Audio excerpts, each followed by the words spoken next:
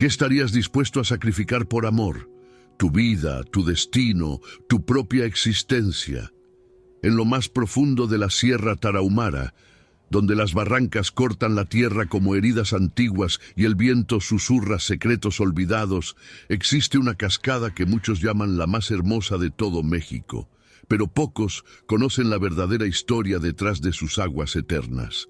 Esta es la leyenda de Basaseachi, la princesa que eligió convertirse en agua antes que vivir sin amor. Una historia que ha pasado de generación en generación entre los rarámuri, guardada celosamente como un tesoro que explica por qué algunas decisiones trascienden la muerte misma. Si esta historia te está atrapando, suscríbete al canal Cuentos de la Tierra y déjanos en los comentarios desde qué país o ciudad nos estás escuchando. Tu apoyo nos ayuda a seguir contando estas historias que merecen ser recordadas. Ahora sí, continúa con este relato. Hace muchísimos años, cuando los españoles aún no habían llegado a estas tierras y los pueblos originarios gobernaban sus propios destinos, la Alta Tarahumara estaba bajo el mando del señor Candameña. Era un hombre de poder indiscutible, temido y respetado por igual. Su territorio se extendía desde las cumbres más altas hasta las barrancas más profundas, donde los pinos se aferraban a las rocas y los ríos tallaban la piedra con paciencia milenaria. Candameña había conquistado pueblos vecinos, había acumulado riquezas en jade y turquesa, había levantado templos donde los ancianos quemaban copal para los dioses, pero nada de eso se comparaba con su verdadero tesoro, su hija Basaseachi.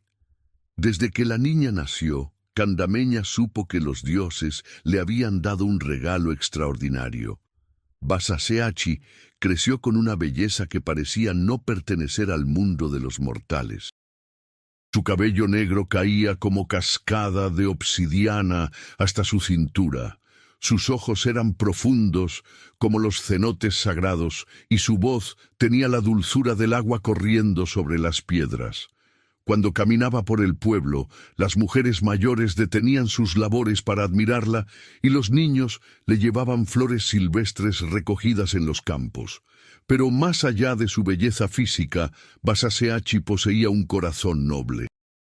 Ayudaba a las familias pobres, curaba a los enfermos con hierbas que ella misma recolectaba en las montañas, y escuchaba con paciencia las historias de los ancianos.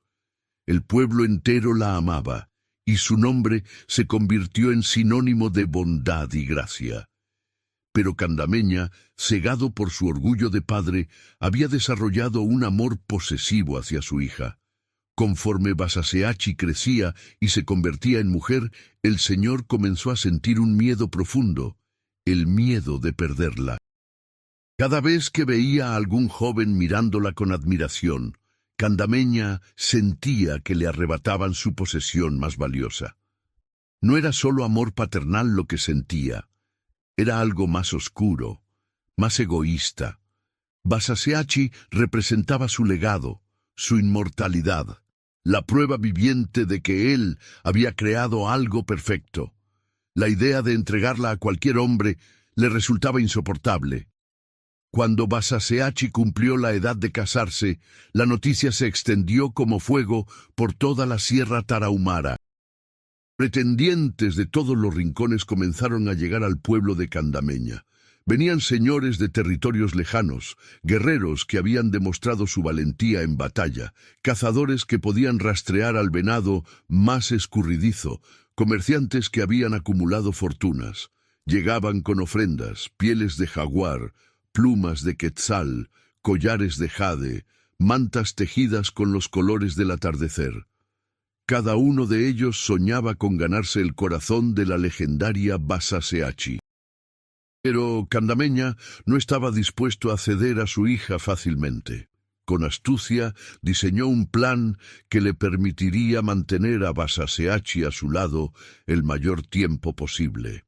Reunió a todos los pretendientes en la plaza central del pueblo y pronunció un discurso que quedaría grabado en la memoria de todos los presentes.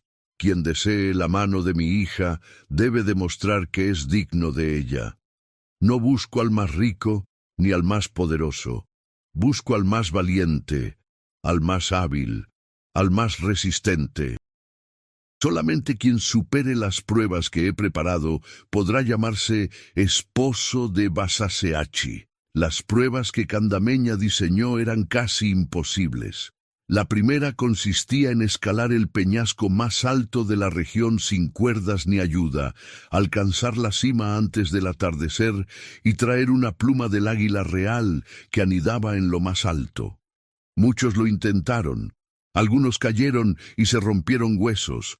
Otros llegaron a mitad de camino y tuvieron que descender derrotados. Solo unos pocos lograron completar esta primera prueba. Entre ellos 4 jóvenes señores que destacaban por encima de los demás. El primero era Tonachi, el señor de las cimas, un hombre musculoso y ágil que había crecido escalando montañas y conocía cada grieta de las rocas como si fueran las líneas de su propia mano. El segundo era Pamachi, el de más allá de las barrancas, un joven de mirada penetrante que venía de tierras tan lejanas que tomaba semanas llegar hasta allí. El tercero era Areponapuchi, el de los verdes valles, un hombre de complexión fuerte que cultivaba las tierras más fértiles de la región y cuya familia había acumulado riqueza por generaciones. El cuarto era Karichi, el de las filigranas de la cara al viento. Un guerrero de rostro marcado por cicatrices de batalla que hablaba poco, pero cuya valentía era legendaria. Vasaseachi observaba las pruebas desde la distancia, con el corazón dividido entre la admiración y la angustia. Admiración, porque aquellos hombres demostraban un coraje extraordinario. Angustia, porque presentía que su padre jamás permitiría que ninguno de ellos triunfara. Conocía a Candameña mejor que nadie y sabía que detrás de sus palabras ceremoniales se escondía un corazón incapaz de soltar lo que consideraba suyo. La segunda prueba fue aún más cruel. Candameña ordenó que los 4 pretendientes restantes debían cazar al coyote plateado, una criatura casi mítica que rondaba las barrancas más profundas y que, según las leyendas, poseía la astucia de 100 hombres. Durante días, los 4 jóvenes se adentraron en territorios peligrosos, durmiendo bajo las estrellas, siguiendo rastros casi invisibles, enfrentándose a serpientes venenosas y riscos traicioneros. Finalmente, después de 2 semanas, los 4 regresaron victoriosos, cada uno trayendo consigo pruebas de haber encontrado al coyote plateado. El pueblo estalló en celebración. Las mujeres prepararon banquetes, los ancianos tocaron tambores de piel de venado y las fogatas ardieron hasta el amanecer. Todos pensaban que finalmente Vasaseachi elegiría esposo. Pero cuando los 4 pretendientes se presentaron ante Candameña esperando su bendición, el señor simplemente sonrió con frialdad y dijo: «Han demostrado ser valientes y hábiles, pero aún falta una última prueba, la más importante de todas». Un silencio pesado cayó sobre la plaza. Vasaseachi sintió un escalofrío recorrer su espalda. Conocía esa mirada en los ojos de su padre. Era la mirada de un hombre dispuesto a cualquier cosa para salirse con la suya. Candameña se puso de pie y señaló hacia el horizonte, donde la barranca más profunda de toda la región cortaba la tierra como una herida abierta. La última prueba es esta. Deben descender hasta el fondo de la gran barranca, donde crece el árbol sagrado de raíces de plata. Quien me traiga una rama de ese árbol antes del amanecer del tercer día, ganará la mano de mi hija. Los ancianos del pueblo intercambiaron miradas de horror. Todos sabían que la gran barranca era un lugar de muerte. Sus paredes eran casi verticales, las rocas estaban sueltas y traicioneras, y en el fondo había corrientes subterráneas que arrastraban a cualquiera que cayera al agua. Muchos habían intentado descender a lo largo de los años. Ninguno había regresado. Basaseachi corrió hacia su padre y por primera vez en su vida lo confrontó abiertamente. «Padre, eso que pides es imposible. Los estás enviando a una muerte segura. Si ninguno de ellos puede completar esta prueba, entonces ningún hombre será digno. ¿Es eso lo que quieres? ¿Quieres que me quede sola para siempre?» Candameña miró a su hija con ojos duros como piedra. Si ninguno de ellos puede completar esta prueba, entonces ninguno es digno de ti, así de simple. Aquella noche, Basaseachi no pudo dormir. Salió de su casa y caminó hacia los límites del pueblo, donde las fogatas apenas iluminaban la oscuridad. Allí, oculta entre las sombras, observó a los 4 pretendientes preparándose para la prueba final. Los vio afilar sus cuchillos de obsidiana, trenzar cuerdas de fibra de maguey, murmurar oraciones a los dioses de la montaña. Y en ese momento, algo cambió dentro de su corazón. Durante todas las pruebas anteriores, Basaseachi había observado a aquellos hombres como figuras distantes, como piezas en el juego cruel de su padre. Pero ahora, viéndolos prepararse para enfrentar la muerte solo por la posibilidad de estar con ella, sintió algo que nunca había experimentado antes. No era solo gratitud o admiración, era algo más profundo, más doloroso. Era la comprensión de que aquellos hombres estaban dispuestos a sacrificarlo todo por amor, mientras que ella no tenía ni siquiera la libertad de elegir su propio destino. Al amanecer del día siguiente, los 4 pretendientes comenzaron su descenso hacia la gran barranca. El pueblo entero se reunió en el borde del precipicio para observar. Basaseachi estaba entre ellos, con el corazón latiéndole tan fuerte que pensó que todos podrían escucharlo. Vio cómo Tonachi, con su experiencia en escalada, descendía con movimientos calculados y precisos. Vio cómo Pamachi usaba técnicas que nadie en la región conocía, atando cuerdas de formas ingeniosas. Vio cómo Areponapuchi bajaba con determinación inquebrantable, y cómo Karichi enfrentaba cada obstáculo como si fuera un enemigo en el campo de batalla. Durante horas, los 4 hombres avanzaron hacia las profundidades de la barranca. El sol subió hasta el cenit y luego comenzó su descenso hacia el horizonte. Cuando la luz empezó a desvanecerse, Basaseachi seguía en el borde del precipicio, negándose a moverse, negándose a apartar la mirada. Si conoces a alguien que disfruta de buenas historias, comparte este cuento. Juntos mantenemos viva la tradición de contar historias. El primer día pasó sin noticias. El segundo día llegó y se fue con la misma crueldad silenciosa. Basaseachi apenas comió, apenas durmió. Sus doncellas intentaron convencerla de regresar a casa, pero ella se negó. Permaneció en el borde de la barranca, envuelta en una manta, observando la oscuridad que tragaba las profundidades.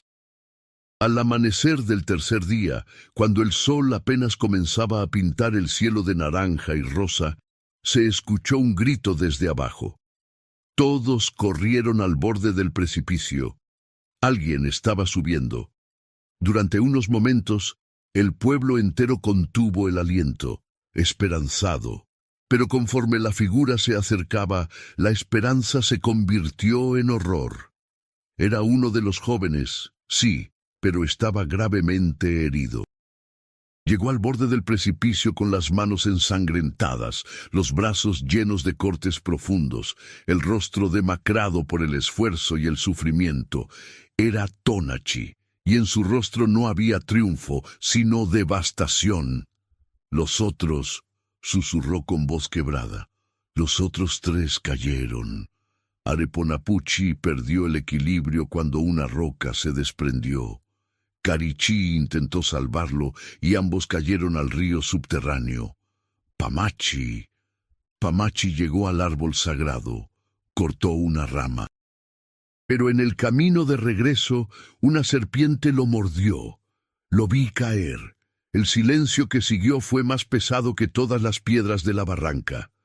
Tonachi extendió su mano temblorosa. En ella sostenía una pequeña rama de corteza plateada. Yo también llegué al árbol. Yo también corté una rama. Pero el precio fue demasiado alto. 3 buenos hombres murieron por esta rama. Y ahora que la tengo en mis manos, me doy cuenta de que ninguna mujer, por hermosa que sea, vale la vida de 3 hermanos. Tonachi dejó caer la rama a los pies de Candameña y se alejó cojeando, apoyándose en su bastón improvisado. No quiero tu hija, Candameña. Quiero vivir con la conciencia tranquila, que los dioses te juzguen por lo que has hecho hoy. Vasaseachi observó la escena como si estuviera sumergida bajo agua. Todo parecía moverse lentamente. Cada sonido llegaba amortiguado a sus oídos. Vio a su padre recoger la rama plateada del suelo con expresión triunfal. Lo escuchó decir algo sobre cómo los pretendientes no habían sido lo suficientemente dignos. Vio cómo el pueblo comenzaba a dispersarse, con rostros llenos de tristeza y reproche. Y entonces algo se rompió dentro de ella. No fue un quiebre ruidoso ni dramático. Fue silencioso, como cuando una grieta se forma en el hielo y se extiende lentamente hasta que todo se desmorona. Vasaseachi comprendió en ese momento que su vida nunca le había pertenecido. Había sido creada, moldeada y exhibida como una posesión preciosa, pero nunca como una persona con voluntad propia. Su belleza, que todos admiraban, se había convertido en su prisión. Su padre, que supuestamente la amaba solo como se ama a un objeto valioso, no como se ama a un ser humano. 3 hombres habían muerto, 3 vidas se habían extinguido porque su padre no podía soltar su orgullo, y ella, la causa involuntaria de tanta tragedia, ni siquiera tenía el poder de decir «basta». Aquella noche, Vasaseachi no regresó a su casa. En lugar de eso, caminó hacia el templo donde el anciano chamán, Osíguare, cuidaba el fuego sagrado. El viejo la vio llegar y supo, por la mirada en sus ojos, que algo terrible estaba a punto de suceder. «Abuelo», dijo Vasaseachi con voz serena, aunque lágrimas silenciosas corrían por sus mejillas. 3 hombres buenos murieron hoy por mi culpa. No puedo vivir con esa carga. No puedo vivir sabiendo que mi existencia causa dolor y muerte. No puedo vivir siendo la posesión de mi padre. El chamán guardó silencio durante largo tiempo, observando el fuego que danzaba en el brasero. Finalmente, habló con voz llena de dolor. «Hija mía, lo que planeas hacer no borrará lo sucedido. Esos 3 hombres seguirán muertos, tu padre seguirá siendo quien es». «Lo sé», respondió Vasaseachi, «pero al menos mi muerte tendrá significado. Al menos yo elegiré mi propio destino por primera vez en mi vida. Al menos seré libre». El anciano cerró los ojos. Sabía que ninguna palabra podría cambiar la determinación que veía en el rostro de la joven. Así que, en lugar de intentar detenerla, hizo lo único que su corazón le permitió hacer.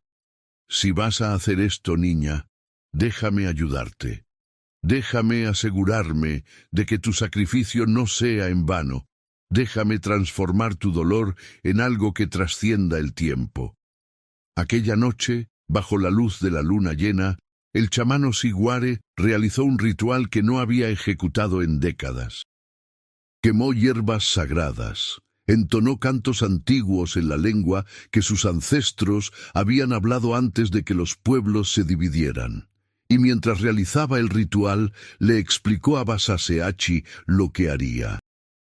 «Cuando tú saltes de la barranca más alta, no morirás como mueren los mortales. Te transformarás en agua, te convertirás en una cascada eterna. Tu belleza no se marchitará, tu espíritu no se apagará. Vivirás para siempre en el fluir constante del agua, libre finalmente, perteneciendo solo a la tierra y al cielo». Vasaseachi escuchó con atención, y por primera vez en muchos días sonrió. Eso es exactamente lo que quiero. Ser libre, ser parte de algo más grande que yo misma, fluir eternamente sin que nadie pueda poseerme. Al amanecer, antes de que el pueblo despertara, Basaseachi caminó hacia el punto más alto de la barranca. Era el mismo lugar desde donde los 4 pretendientes habían iniciado su descenso fatal, pero ella no descendería. Ella volaría. Se quedó allí parada durante unos momentos, con los primeros rayos del sol acariciando su rostro. Pensó en su madre, que había muerto cuando ella era niña. Pensó en las familias a las que había ayudado, en los niños a los que había enseñado canciones. Pensó en Tonachi, Pamachi, Areponapuchi y Karichi, y les pidió perdón en silencio. Y finalmente pensó en su padre, y sintió lástima por él, porque Candameña tendría que vivir con el peso de sus decisiones durante el resto de su vida. Entonces, sin miedo, sin dudas, Basaseachi extendió los brazos como alas y se lanzó al vacío. Fue en ese instante, mientras caía por el aire, que la magia del chamán Osíguare comenzó a obrar. El cuerpo de Basaseachi empezó a transformarse. Su cabello negro se convirtió en hebras de agua cristalina. Sus brazos extendidos se dispersaron en miles de gotas que reflejaban la luz del amanecer como diamantes. Su vestido blanco se transformó en espuma danzante, y sus lágrimas, todas las lágrimas que había guardado durante años de vivir como prisionera de su propia belleza, se multiplicaron en un torrente interminable. Cuando llegó al fondo de la barranca, no había un cuerpo destrozado, había una cascada. La cascada más alta, más hermosa y más poderosa que jamás se hubiera visto en aquellas tierras. 246 metros de agua cayendo con una fuerza y una gracia que quitaban el aliento. El sonido del agua, al chocar contra las rocas, era como un canto, como una voz que repetía una y otra vez: «Soy libre, soy libre, soy libre». El pueblo despertó aquella mañana con el estruendo del agua. Todos corrieron hacia la barranca, incapaces de comprender lo que veían. Donde antes solo había roca seca, ahora fluía una cascada majestuosa, y todos supieron, sin necesidad de palabras, lo que había sucedido. Candameña llegó al borde del precipicio y vio la cascada. Durante largo tiempo se quedó allí parado, inmóvil como una estatua de piedra. Luego cayó de rodillas y lanzó un grito que retumbó por toda la sierra. Era un grito de dolor, de arrepentimiento, de comprensión tardía. Había pasado tanto tiempo protegiendo a su hija, reteniéndola, que nunca se dio cuenta de que la estaba ahogando. Y ahora, irónicamente, ella había elegido convertirse en agua, en algo que nadie puede retener, que nadie puede poseer, que fluye libremente hacia donde la naturaleza la llama. El chamán Osíguare se acercó a Candameña y le habló con voz suave pero firme. Ella hizo lo que tenía que hacer. Le diste vida, pero nunca le diste libertad. Ahora es libre para siempre. Esta cascada será su legado, el recordatorio eterno de que algunos espíritus no pueden ser enjaulados, de que el amor verdadero no posee, sino que libera. Dicen que Candameña envejeció 100 años en un solo día. Su cabello se volvió completamente blanco, su espalda se encorvó y sus ojos perdieron aquel brillo de poder y orgullo. Durante los años que le quedaron de vida, iba cada día al borde de la cascada y se sentaba allí durante horas, observando el agua caer, escuchando su canto eterno. Algunos dicen que le hablaba a su hija, pidiéndole perdón una y otra vez. Otros dicen que simplemente se quedaba en silencio, enfrentando finalmente el peso de sus propias decisiones. Cuando Candameña murió, el pueblo lo enterró cerca de la cascada para que su espíritu pudiera estar cerca de su hija por toda la eternidad. Pero su nombre se borró lentamente de la memoria. En cambio, el nombre de Basaseachi creció como una leyenda que se extendió por toda la Sierra Tarahumara y más allá. Los rarámuri comenzaron a considerar la cascada como un lugar sagrado. Las madres llevaban a sus hijas allí y les contaban la historia de Basaseachi, enseñándoles que la verdadera belleza está en la libertad, no en la posesión. Los jóvenes enamorados iban a la cascada a hacer promesas de amor, pero no promesas de posesión, sino promesas de respeto y libertad mutua. Los ancianos llevaban sus penas allí y decían que el sonido del agua lavaba el dolor del corazón. Con el paso de los siglos, la historia de Basaseachi se transformó en leyenda. Algunos detalles se perdieron, otros se embellecieron, nuevas versiones surgieron. Pero el corazón de la historia permaneció intacto. La historia de una mujer que eligió transformarse en cascada antes que vivir sin libertad. La historia de un amor tan puro que prefirió disolverse en agua antes que ser manchado por la posesión.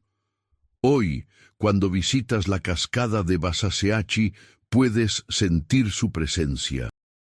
En los días soleados, cuando la luz atraviesa las gotas de agua, puedes ver arcoíris que danzan en el aire como ecos de su belleza.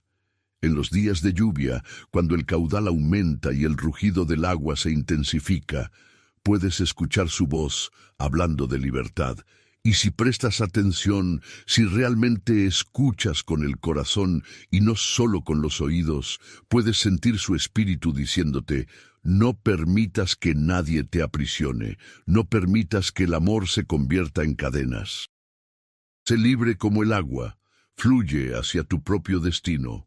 Los ancianos rarámuri, guardianes de esta historia por generaciones, dicen que Basaseachi no se arrepiente de su decisión. Dicen que en su forma de cascada ha encontrado una paz y una libertad que nunca tuvo como mortal. Dicen que protege a quienes buscan refugio en sus aguas, que bendice a quienes vienen con corazón puro y que sigue llorando por los 3 pretendientes que murieron por amor. Y tal vez tengan razón. Porque hay algo en esa cascada que no puede explicarse solo con geografía o geología. Hay una presencia, una energía, un espíritu que trasciende lo físico. Es como si Basaseachi realmente viviera allí, transformada pero no desaparecida, prisionera no más, libre finalmente. Esta es la historia de la cascada de Basaseachi, la mujer que se transformó en cascada por amor. No por el amor romántico de un pretendiente, sino por un amor más profundo, el amor a la libertad, el amor a la autodeterminación, el amor a vivir con integridad, aunque el precio sea la vida misma. Es una historia que nos recuerda que algunas decisiones definen quiénes somos para siempre, que algunos sacrificios trascienden el tiempo y que la verdadera libertad a veces requiere el coraje de transformarnos completamente, de fluir hacia destinos que otros no pueden comprender, de convertirnos en agua cuando el mundo quiere que seamos piedra. Y así, en las alturas de la Sierra Tarahumara, donde el viento sopla frío y las águilas trazan círculos en el cielo infinito, la cascada de Basaseachi sigue cayendo. 246 metros de agua eterna, de belleza indomable, de libertad hecha líquido. Un monumento viviente a una mujer que eligió su propio destino, que prefirió transformarse antes que traicionar su esencia, que nos enseñó que el verdadero amor no posee, sino que libera, porque al final todos somos como el agua. Podemos ser contenidos temporalmente, canalizados, dirigidos, pero nuestra naturaleza verdadera es fluir. Y cuando encontramos el coraje de ser fieles a esa naturaleza, cuando elegimos la libertad sobre la seguridad de la prisión, entonces nos convertimos en algo eterno, nos convertimos en cascada.